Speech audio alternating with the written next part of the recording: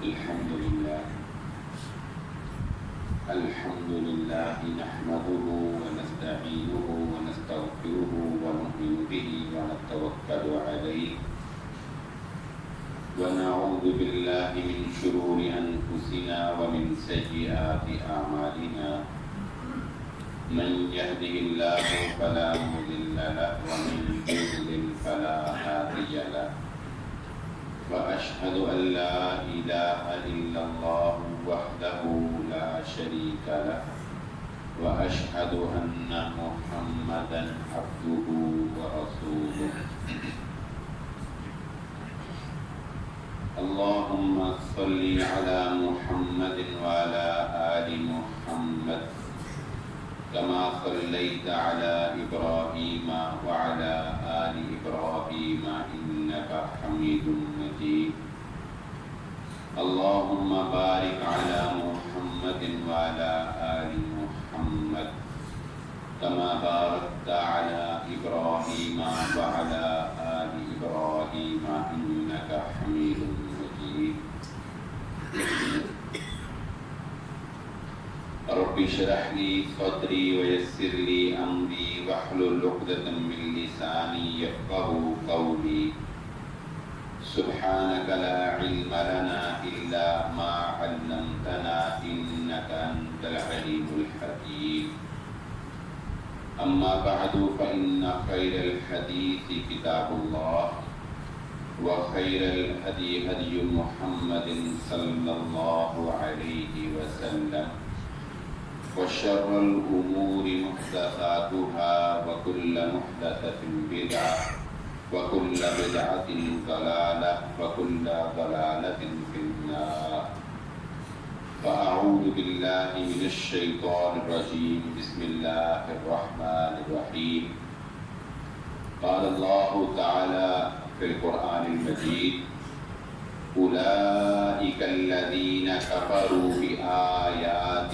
ربهم ولقائه فحبطت أعمالهم فلا نقيم لهم يوم القيامة وزنا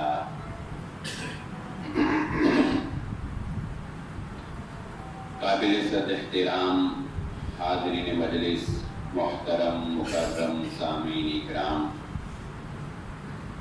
ہر قسم کی تعریفات اس خالق مالک ارض و سماوات کے لیے اور لاکھوں کروڑوں درود و سلام آپ محمد مصطفیٰ صلی اللہ علیہ وآلہ وسلم کی ذات اقدس پر۔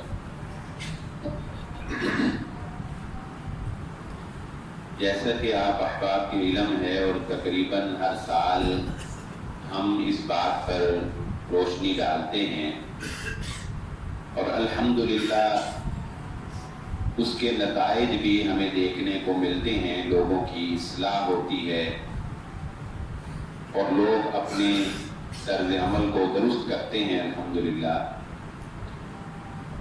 تو موقع کی مناسبت سے آج بھی ہم اسی بات کو سمجھیں گے اور اللہ سے دعا کرتے ہیں کہ اللہ تعالیٰ اس کو سمجھ کر ہمیں اس پر عمل کرنے کی توفیق عطا فرما دے۔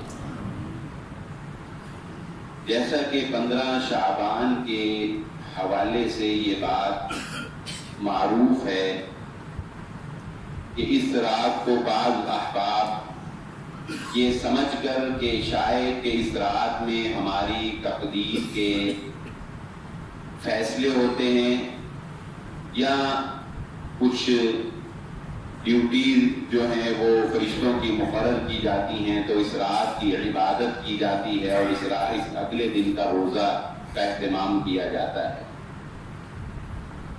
اور اس کے ساتھ ساتھ کچھ خرافات بھی ساتھ شامل ہیں جن کا دین سے تو کوئی تعلق نہیں ہے، لیکن چونکہ انسان انٹرٹینمنٹ کو، تفریح کو، لطف اندوزی کو پسند کرتا ہے، اس لیے شیطان ہر چیز کے ساتھ ساتھ تھوڑا سا یہ ٹچ بھی جوڑ دیتا ہے تاکہ انسان بور نہ ہو اور اسے دین کے نام کے اوپر لطف اندوزی بھی جو ہے وہ ہوتی رہے۔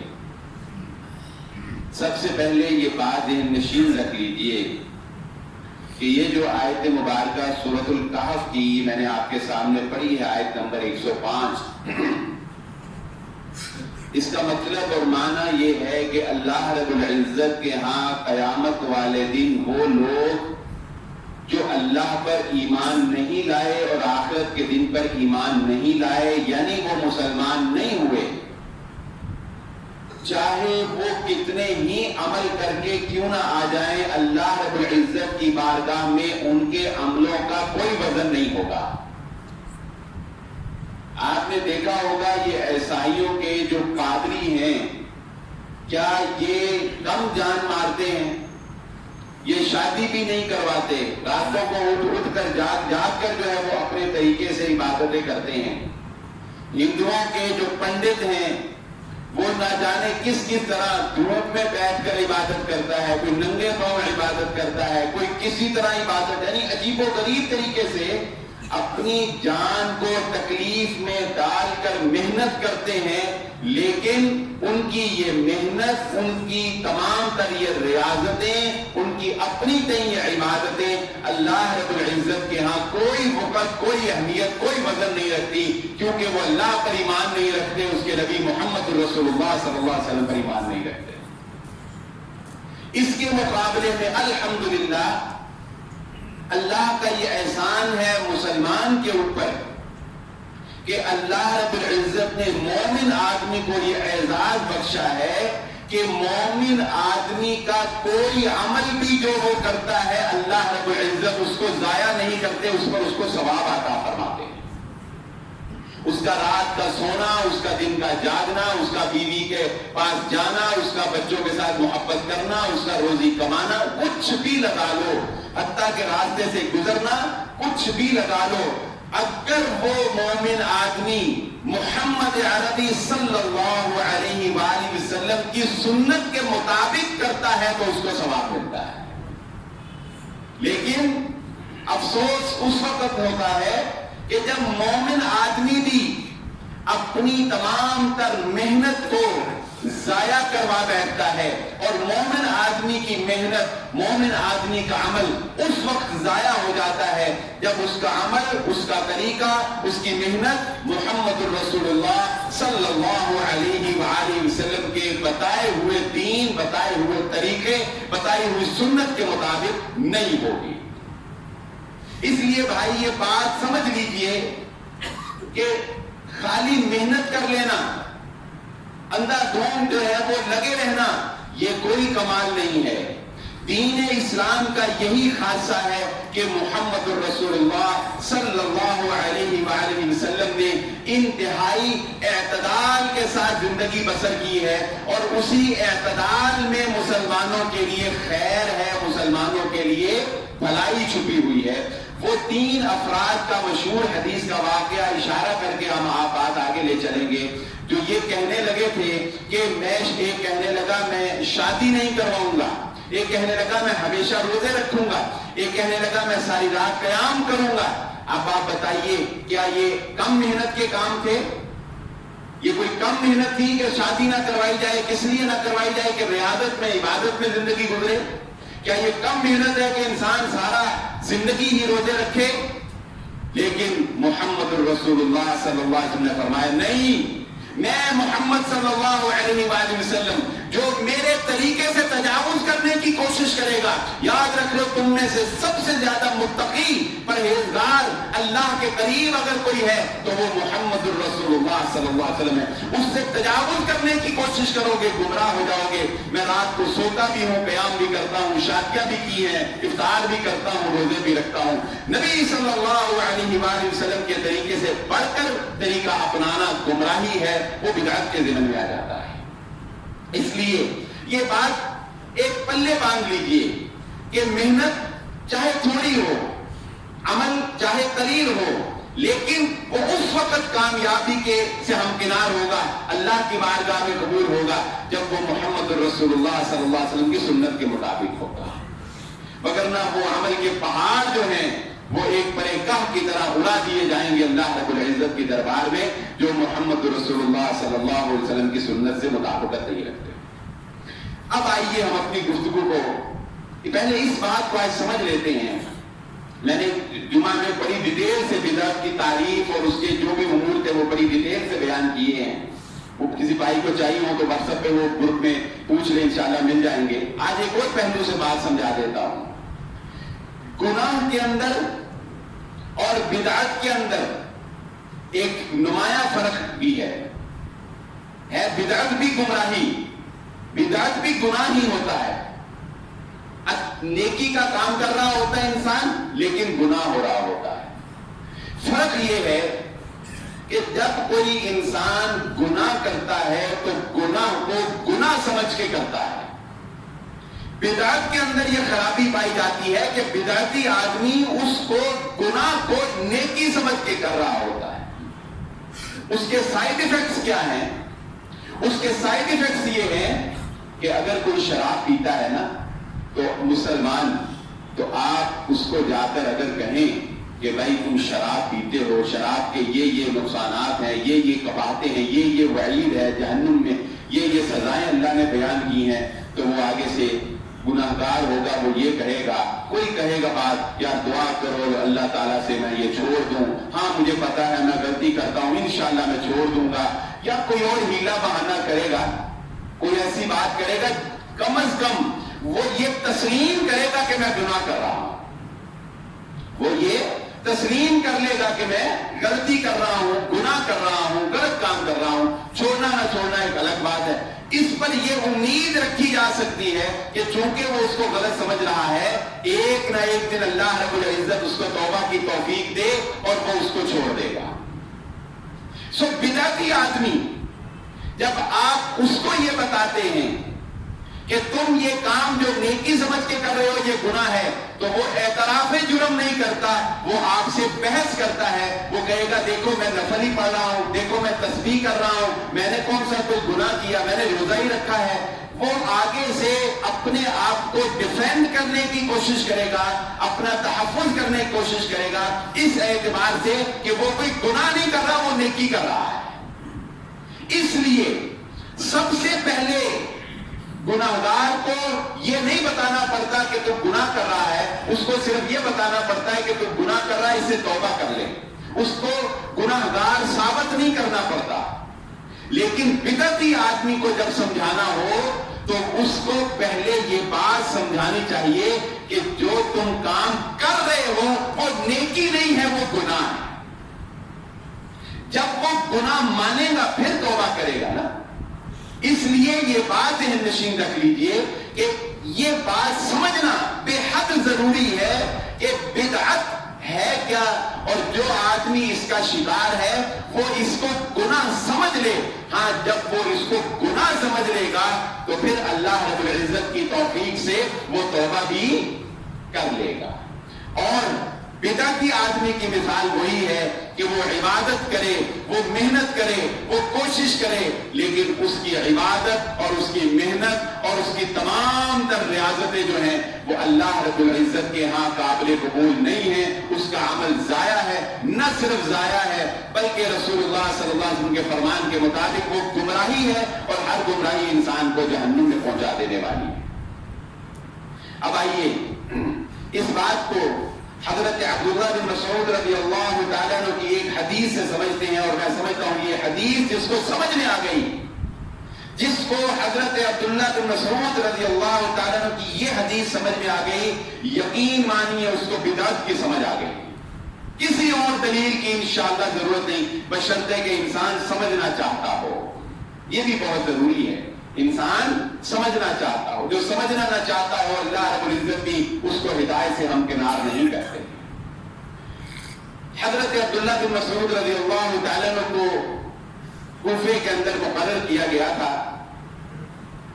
کیا دیکھتے ہیں صبح کے وقت آپ کے شاگرد خاص حضرت ابو موسیٰ اشعری رضی اللہ تعالیٰ عنہ، صحیح حدیث ہے، وہ آپ کے دروازے پر منتظر ہیں کہ کب شیخ باہر تشریف لائیں، کیونکہ آپ کی حیثیت ایک استاد بلکہ استاد الاستاد کی تھی. تو ادب اور احترام اتنا تھا کہ یہ ضرورت نہیں تھی کہ کوئی دستک دے کر آپ کی نیند میں یا آپ کے شیڈول میں خلل ڈالے. سو آپ کے شاگرد انتظار کیے کیا کرتے تھے کہ کس وقت شیخ تشریف لائیں خود اور ہم ان سے گفتگو کریں یا اپنا جو بھی سوال ہے وہ پیش کریں. تو جب وہ خود تشریف لائے تو انہوں نے کہا کہ آج میں نے مسجد میں ایک نیا کام دیکھا ہے. حضرت عبداللہ بن مسعود رضی اللہ تعالیٰ عنہ نے ابو موسیٰ اشعری رضی اللہ تعالیٰ عنہ چلو چلتے ہیں مسجد میں جا کر دیکھتے ہیں.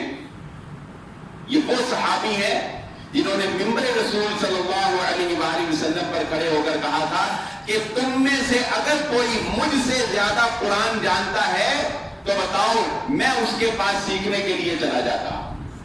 اس قدر پائے کہ علم والے صحابی.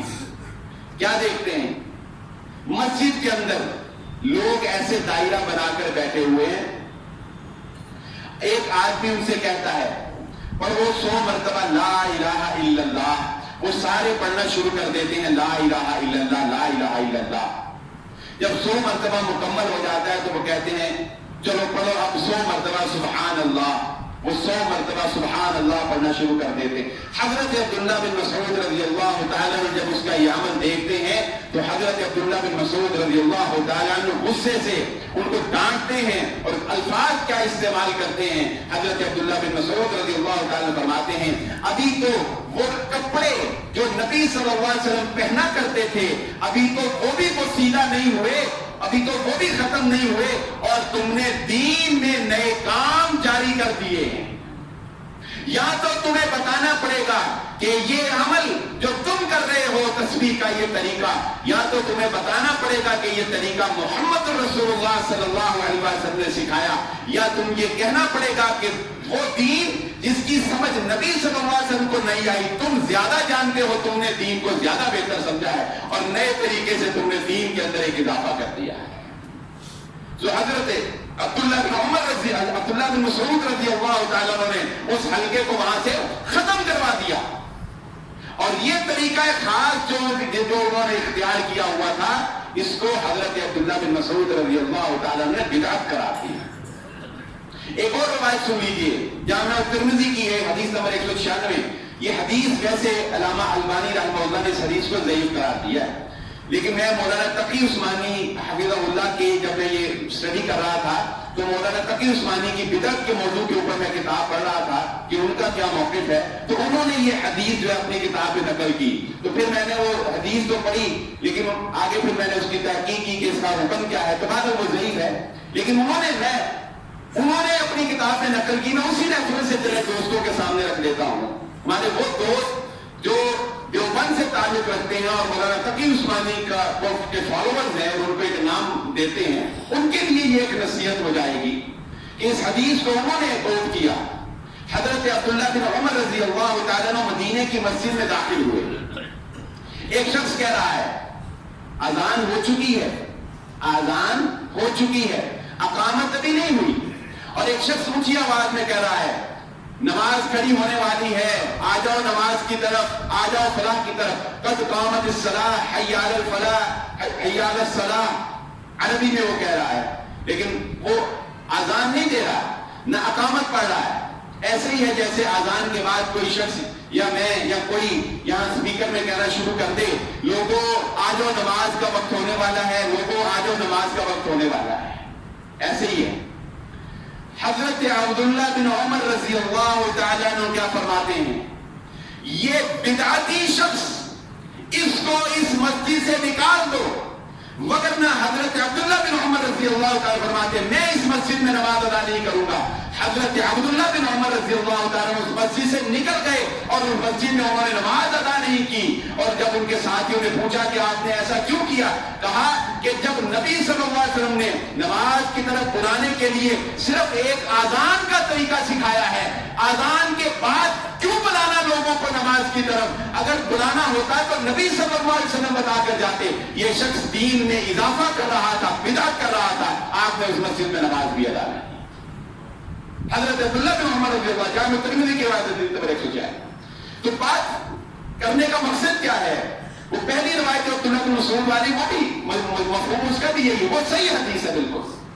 تو صحابہ کرام کی زندگی ان امور سے بھری پڑی آپ کو ملے گی کہ جہاں پر ان کو یہ نظر آ جاتا تھا کہ یہ طریقہ میرے نبی کا نہیں ہے، اس طریقے کو میں نے اپنے نبی سے نہیں دیکھا، وہ اسی وقت اس طریقے کو چھوڑ دیتے تھے، اس کے اوپر عمل کرنے کو وہ نیکی نہیں سمجھتے تھے بلکہ بدعت سمجھتے تھے۔ تو یہ بات سمجھ لیجئے کہ اس 15 شعبان کی رات کے حوالے سے یا دن کے حوالے سے اس بات کو تمام محقق علماء کرام متفق طور پر تسلیم کرتے ہیں، اور میں ہر سال مولانا شفیع عثمانی رحمہ اللہ تعالیٰ کی تفسیر سورۃ الدخان کا حوالہ دے کر بتا دیتا ہوں کہ انہوں نے بھی اس بات کو اپنی تفسیر میں تسلیم کیا ہے کہ اس رات کی فضیلت، اس رات کی خاص عبادت، جیسا کہ کوئی روایات آپ کو آئیں گی واٹس ایپ پر، فیس بک پر، کہ 100 نفل پڑھنے کا اتنا ثواب ہے، اس دن کے روزے رکھنے کا اتنا ثواب ہے،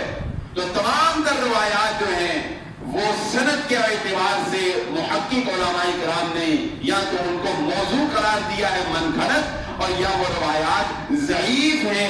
کوئی روایت اس موضوع کے اوپر اس رات کی خاص عبادت، اس رات کی خاص عبادت، کوئی نفلی عبادت یا کوئی دن کے روزے کے بارے میں کوئی بھی صحیح حدیث محمد الرسول اللہ صلی اللہ علیہ وآلہ وسلم سے ثابت نہیں ہے۔ اس لیے یہ بات بہت ضروری ہے کہ جب ہم نے کسی کام کو دین کا درجہ دینا ہے، یہ ایک دقیق سا فرق ہے، اس کی بھی وضاحت میں کر دیتا ہوں۔ جب ہم نے کسی کام کو دین کا درجہ دینا ہے تو دین کا درجہ دینے کے لیے اس کے متعلق نبی صلی اللہ علیہ وآلہ وسلم سے صحیح طریقے سے صحیح حدیث میں ثبوت ملنا اس کا ضروری ہے۔ ضعیف روایات کے بارے میں تھوڑا سا اختلاف ہے، وہ بھی سن لیجئے۔ ضعیف روایات ہمارے جو دیوبند علماء کرام ہیں اور علامہ ابن حجر العسقلانی رحمہ اللہ تعالیٰ کا بھی ایک قول یہ پایا جاتا ہے کہ وہ یہ کہتے ہیں کہ ضعیف روایات کو بطور نصیحت، یعنی ضعیف روایت میں کوئی واقعہ بیان ہوا ہے یا کوئی ایسی بات بیان ہوئی ہے جس سے لوگوں کو ڈرایا جا سکتا ہے، عمل پر لگایا جا سکتا ہے، تو وہ یہ ایک موقف رکھتے ہیں کہ ضعیف روایات کو بطور نصیحت یا واعظ کے دوران بیان کرنے کی گنجائش ملتی ہے، لیکن ضعیف روایات سے استدلال کرنا، ضعیف روایات سے مسائل کی بنیاد رکھنا، ضعیف روایات کے اوپر کسی مسئلے کو کھڑا کر دینا، اس بات کا محقق علماء کرام اور محدثین میں سے کوئی بھی قائل نہیں ہے، یاد رکھ لیجیے گا۔ اس لیے یہ بات بالکل روز روشن کی طرح واضح طور پر کہی جا سکتی ہے کہ 15 شعبان کی رات اور دن کے متعلق کوئی بھی عمل جو ہے وہ رسول اللہ صلی اللہ علیہ وآلہ وسلم سے ثابت نہیں، اس لیے خاص کر کے اس دن کوئی عمل نہیں کرنا چاہیے۔ بعض ہمارے اس سے ایک سٹیپ نیچے چلے جائیے، یہ جو اب تک گفتگو ہوئی تھی نا، یہ ایک خاص طبقہ یا ایک خاص فکر کے لوگوں کو جہاں تک سمجھ آئی جو دین کے متعلق تھوڑی سمجھ بوجھ رکھتے ہیں، ہمارے وہ بھائی جو دین کے متعلق تھوڑی سمجھ بوجھ رکھتے ہیں، ان کو یہاں تک ایک بات سمجھ میں آ گئی۔ اب اس سے بھی ایک نچلا طبقہ ہے ہمارے بھائیوں کا، امت مسلمہ کا، جو اس سے بھی نیچے جا کر گفتگو کرتے ہیں اور سمجھتے ہیں، سوچتے ہیں۔ اب میں ان کو سمجھانے کی کوشش کرتا ہوں، وہ یہ مثالیں سمجھ کر کہتے ہیں کہ دیکھو نبی صلی اللہ علیہ وآلہ وسلم کے دور میں یہ مسجدیں پختہ نہیں تھیں، نبی صلی اللہ علیہ وسلم کے دور میں پنکھے نہیں تھے، سپیکر نہیں تھے، مینار نہیں تھے، یہ محراب نہیں تھا۔ اس طرح کی مثالیں جو بالکل جاہل ہے وہ تو خیر بہت غلط زبان استعمال کرتے ہیں نا، لیکن یہ بھی ایک طبقہ وہ یہ سمجھتا ہے کہ شاید یہ چیزیں نہیں تھیں، آج اگر ہم ان کو اپنائے ہوئے ہیں یہ بدعت نہیں ہے تو اس طرح دین میں کوئی بھی کام کر لیا جائے وہ بھی بدعت نہیں ہے، وہ بھی بدعت نہیں۔ سمجھ لیجئے بات، فرق پر سمجھ لیجئے۔ ہر کام، ہر اچھا کام، ہر نیکی والا کام بدعت نہیں ہوتا۔ بدعت وہی ہوگی جو دین میں اضافہ ہوگا. اور تعریف سمجھ لیجئے بدعت کی، کوئی بھی ایسا کام جو رسول اللہ صلی اللہ علیہ وآلہ وسلم سے اور آپ کے صحابہ اکرام سے اسباب ہونے کے باوجود، اس دور میں اسباب ہونے کے باوجود ثابت نہیں ہے، آج اگر کوئی اس کو دین بنا کر کرتا ہے تو وہ بدعت قرار پائے گا. نبی ضرورتوں کے تحت کام کیے جاتے ہیں. اب بات کو مثال سے سمجھاتا ہوں. ضرورت ہے کہ جب امام گفتگو کرے تو ضرورت ہے کہ اس کی آواز دور تک جائے اگر مجمع بڑا ہے تو. اب نبی صلی اللہ علیہ وآلہ وسلم کے دور میں یہ سپیکر نہیں تھا، یہ مائک نہیں تھا، یا اس طرح کا کوئی آلہ نہیں تھا، تو ضرورت تھی کہ آواز دور تک جائے. تو طریقہ کیا اختیار کیا گیا کہ پیچھے ایک شخص کو کھڑا کر دیا گیا کہ تم امام کی آواز کو پیچھے دوہرا دینا. جیسے آج بھی آپ دیکھیں گے کہ جنازے میں جہاں اسپیکر نہیں ہوتا وہاں پیچھے مکبر کھڑا ہو جاتا ہے نا، جسے ہم مکبر کہتے ہیں. یعنی امام اللہ اکبر کہتا ہے تو اس کے بعد وہ بھی اللہ اکبر کہتا ہے. کیوں؟ آواز دور تک پہنچ جائے. اب اس وقت سپیکر کے وسائل ہی نہیں تھے تو اس کو کیسے اختیار کیا جاتا؟ آج اگر ہم سپیکر استعمال کرتے ہیں تو یہ دین کے فروغ کے لیے استعمال کرتے ہیں. اس کو ہم نے کوئی دین میں اضافہ نہیں کیا ہے، کوئی دین سمجھ کے نہیں ہم نے اس کو اختیار کیا ہوا ہے. یہ سیمنٹ کی مسجد، یہ مینار، یہ سارا کچھ، یہ محراب، یہ کیا ہے؟ اس کے اسباب ہی اللہ کے نبی صلی اللہ علیہ وآلہ وسلم کے دور میں موجود نہیں تھے. آج اسباب ہیں. جیسا کہ ایک اور مثال سے سمجھا دیتا ہوں.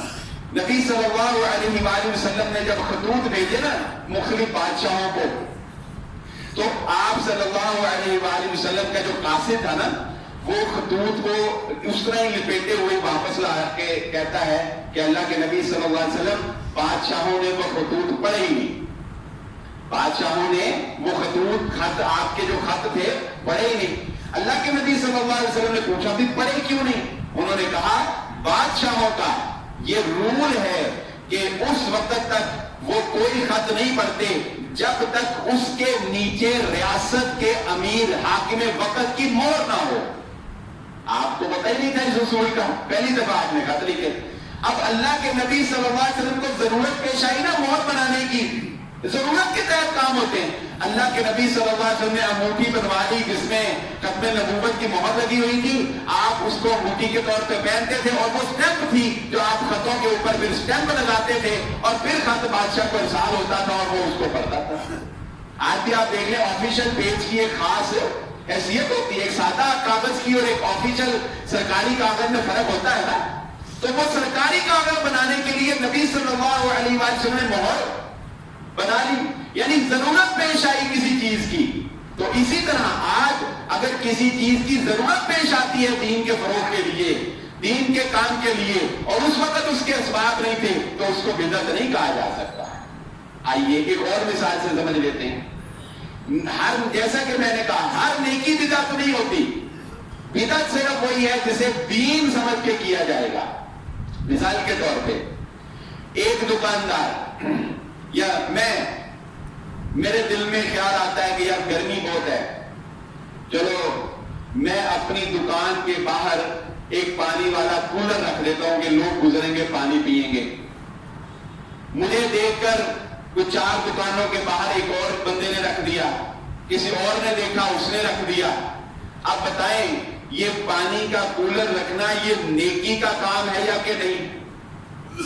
اللہ کے نبی صلی اللہ علیہ وسلم فرمایا من سن سنت حسنہ، جس نے کوئی نیکی کا اچھا عمل جاری کیا جب تک وہ عمل ہوتا رہے گا اس کو ثواب ملتا رہے گا. یہ نہیں کہا دین میں جس نے نیا کام جاری کیا، نیکی کا کام جاری کیا، نیا نیکی کا کام. مجھ سے پہلے کسی نے کولر نہیں رکھا پانی کا، میں نے رکھا، میں نے ایک نیا نیکی کا کام کیا نا، مگر میں نے دین میں اضافہ نہیں کیا، میں نے دین میں اس کو ایڈ نہیں کیا، میں نے ایک نیکی کا کام کیا. جب وہ کام چل پڑا وہ لوگوں کو اس کا ثواب ملتا رہے گا، مجھے بھی ملتا رہے گا جب تک لوگ دیکھ کے کرتے رہیں گے. تو سمجھ لیجئے نیکی کے کام کریں، نئے نئے طریقے سے کریں. جیسے دن دل چاہتا ہے نیکی کے کام کریں، لیکن دین میں اضافہ کرنے کی محمد الرسول اللہ صلی اللہ علیہ وسلم کا قانون آپ کو اجازت نہیں دیتا ہے۔ ایک اور مثال سے سمجھاتا ہوں۔ اللہ کے نبی صلی اللہ علیہ وآلہ وسلم کے دور میں لوگ وفات پاتے تھے۔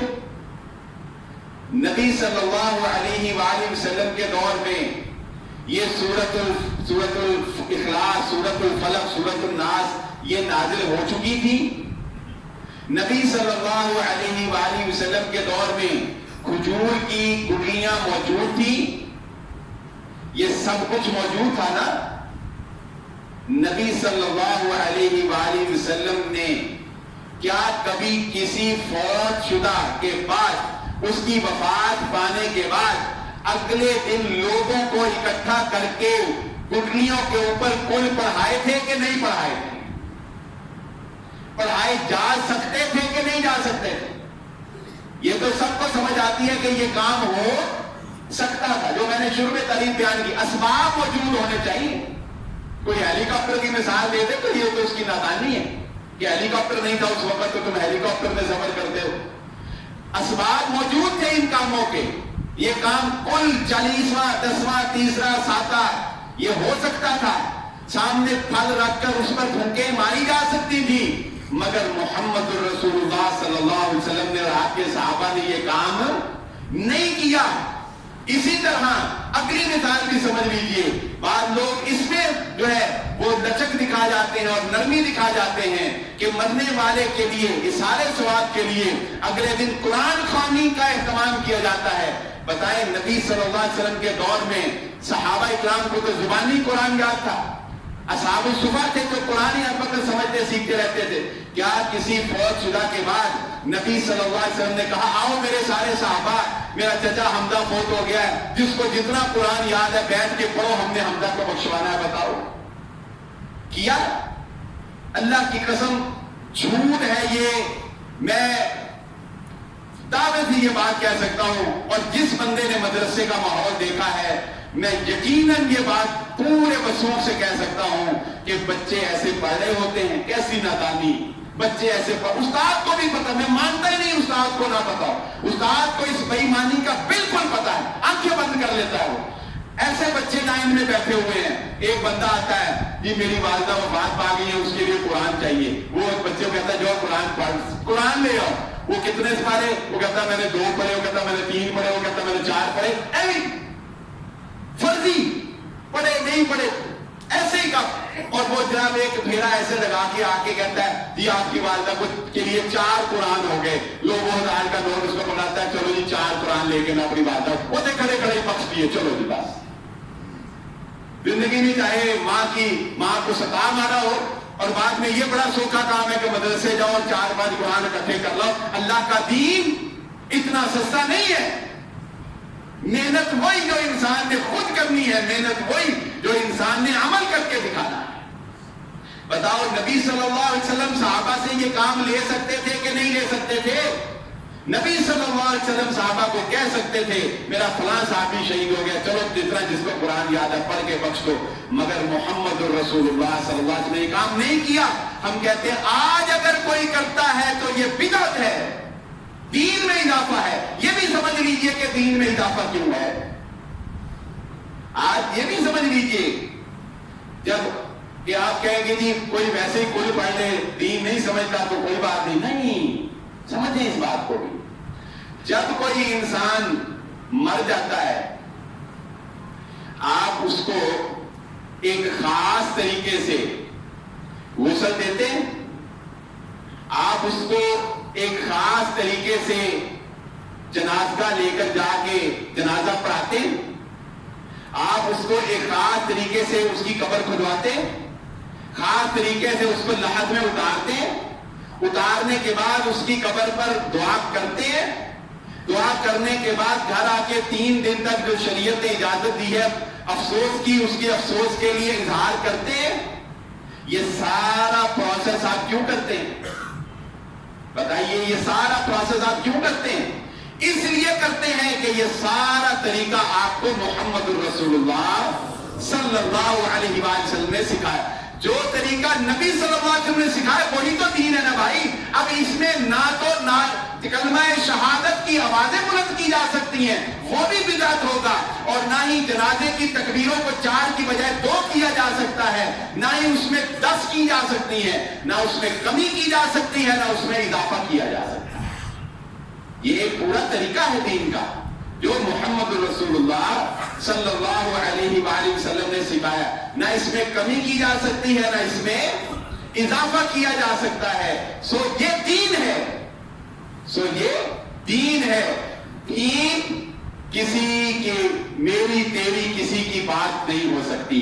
دین اگر کسی کی بات ہو سکتی ہے تو وہ محمد رسول اللہ صلی اللہ علیہ وسلم کی بات ہے، جس کو امام مالک رحمہ اللہ تعالی نے مسجد النبوی میں بیٹھ کر کہا تھا کہ کائنات کی ہر ہستی کو چیلنج کیا جا سکتا ہے، اگر کسی کی بات کو چیلنج نہیں کیا جا سکتا تو وہ بات محمد رسول اللہ صلی اللہ علیہ وسلم کی بات. سو یہ بات ذہن نشین کر رہے ہیں ہم لوگ، اور اس حقیقت کو تسلیم کرنا چاہیے.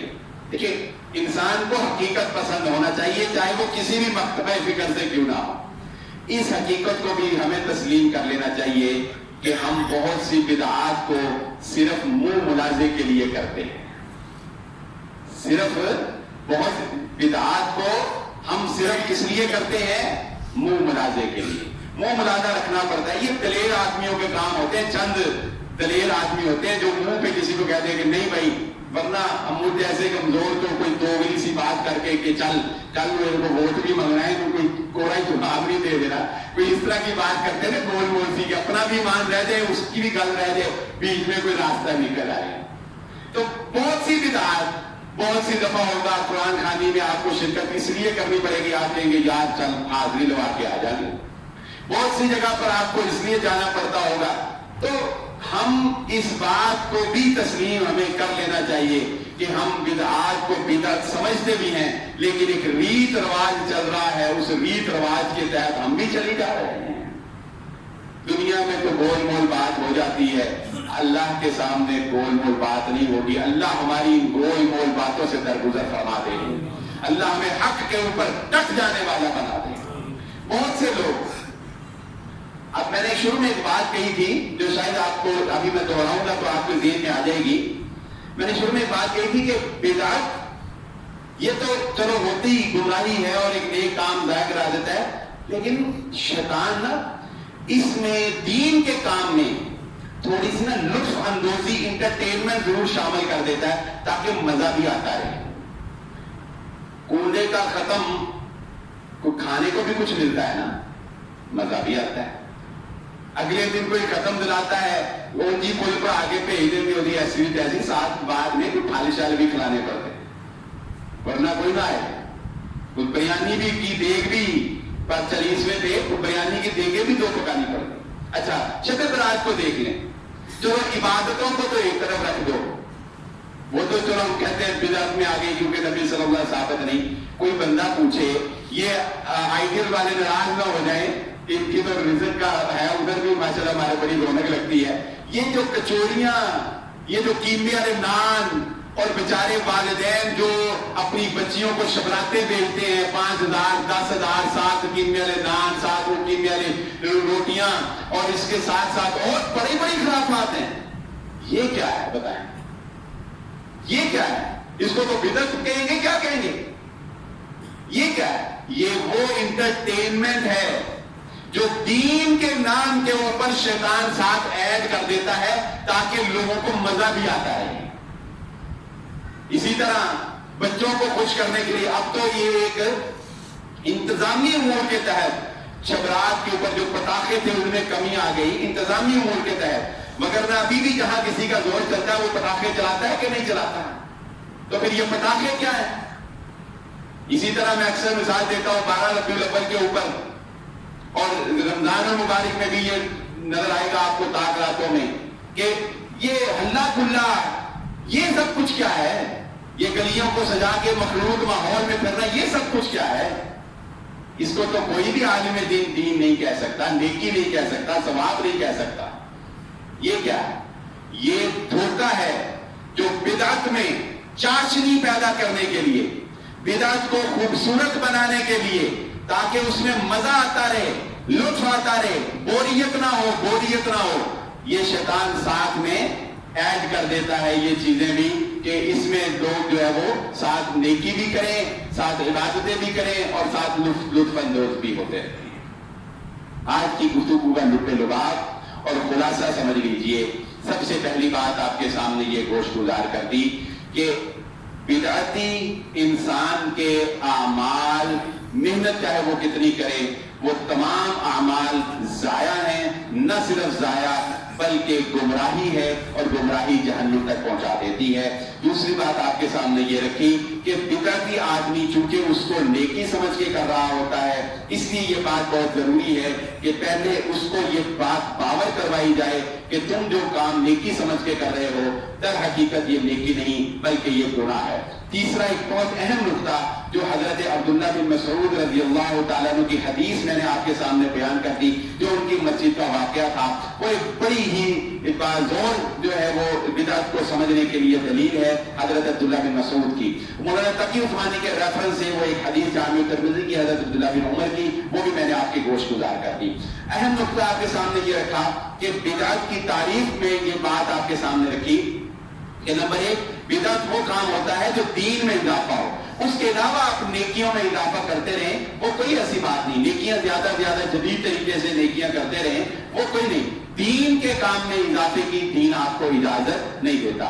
दूसरा नुक्ता आपके सामने रखा कि जो लोग ये कह देते हैं कि जी ये पंखा भी बिदअत है, ये माइक भी बिदअत है, उनको ये बात समझाने की जरूरत है कि नबी सल्लल्लाहु अलैहि वसल्लम के दौर में असबाब के होने के बावजूद आपने जो काम नहीं किया, आज अगर करेंगे तो बिदअत है। ये सारी चीजें तो हमारे जरूरियात है, और उस वक्त इनके असबाब नहीं थे, आज असबाब है, हमने इख्तियार कर ली। उसमें मैंने आपको 2-3 मिसालें भी, नबी सल्लल्लाहु अलैहि वसल्लम की अंगूठी की मिसाल और इस तरह 1-2 मिसालें जो है वो मैंने आपके गोश्त गुजार कर दी। और उसके बाद आखिर में आपके सामने जो है ये बात भी रख दी कि नबी सल्लल्लाहु अलैहि वसल्लम के दौर में कुल 40वां 30वां ये सारे असबाब थे, लेकिन आपने नहीं किए। आज अगर कोई करता है तो वो गलत है। और आखिर में आपके सामने ये बात रखी कि शब बारात के मुतालिक बयान की जाने वाली तमाम तर रवायात जो है वो ज़ईफ है या मनगढ़ंत है। इस कोई रात की खास इबादत या दिन का रोजा नबी सल्लल्लाहु अलैहि वसल्लम में साबित नहीं है। और इसके साथ साथ हम जो इस दिन ये पराठे चलाते हैं और ये कचौड़ियां और ये सब कुछ जो हम काम करते हैं, ये भी इनका भी दीन से कोई ताल्लुक नहीं है। नबी सल्लल्लाहु अलैहि वसल्लम और आपके सहाबा का ये अमल नहीं था। अल्लाह रब्बुल इज्जत से दुआ है अल्लाह मुझे और आपको बिदअत से बचने की और मुहम्मदुर रसूलुल्लाह सल्लल्लाहु अलैहि वसल्लम की सुन्नत के मुताबिक दीन पर अमल करने की तौफीक अता फरमाए। वमा अलैया इल्लल बलागुल मुबीन।